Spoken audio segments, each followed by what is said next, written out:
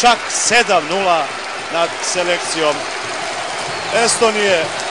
Pogledajte, Blažević pokazuje tih 7 prstiju, zaslužio je ovakve ovacije Miroslav Blažević, unio je ono što čini se do sada nije bilo u našem nacionalnom timu, a to je ta homogenost, taj dobar duh, taj veseli temperament.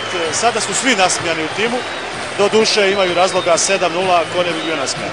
Da se samo prisjetimo strijelaca na kraju, Misimović prva 3 gola, 25. pa 30. iz 11. nakon što je Reno oborio Muratovića.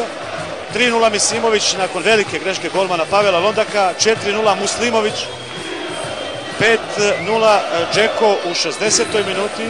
6-0 isti igrač 72. i Ibričić 7-0 88. minut. Toliko sa Vilinog polja, poštovani gledalci. Opraštamo se uz vas uz sve golove sa ovog meča. Laku noć i prijatno.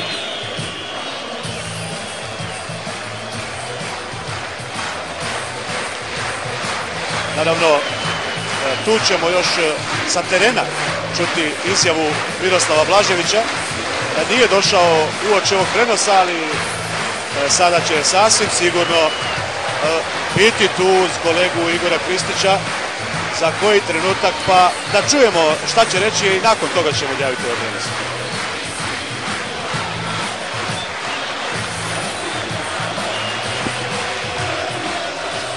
Poštovani gledatelji, evo nas ovdje sa našim selektorom Miroslavom Čirom Blaževićem. Čestitke za ovu sjajnu pobjedu i oprostit ćemo vam što niste bili s nama u uvodu, zato jer ste nam podarili ovu najveću pobjedu ikada u povijesti bosansko-hercegovačke reprezentacije.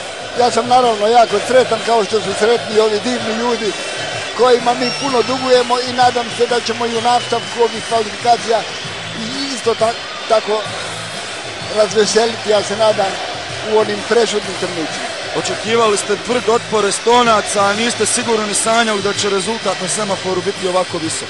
Pa neka vam moji dečki kažu da ja ne lažem. Rekao sam, hoću 5 komada, danas za ručkom sam rekao.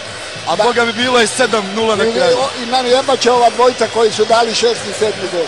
Znači što su pogriješili u prognozi selektora. Malo se šalim.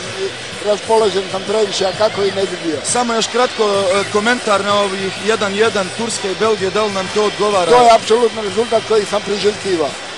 U nastavku nas očekuju u oktobru 2 utakmice, gostujemo Turcima, onda Armenija kod kuće. Mislim da je ovo jedan pokazatelj, kao i onaj u Španiji, da ova ekipa se diže i da ima pravo na najveće ambicije. Vidim da nemate akreditaciju, ja ću vam je sada pokloniti da vam ostane za uspomenu da se sjećate ovih 7-0. Hvala lijepo, sine moj. Eto, toliko s terena za sada.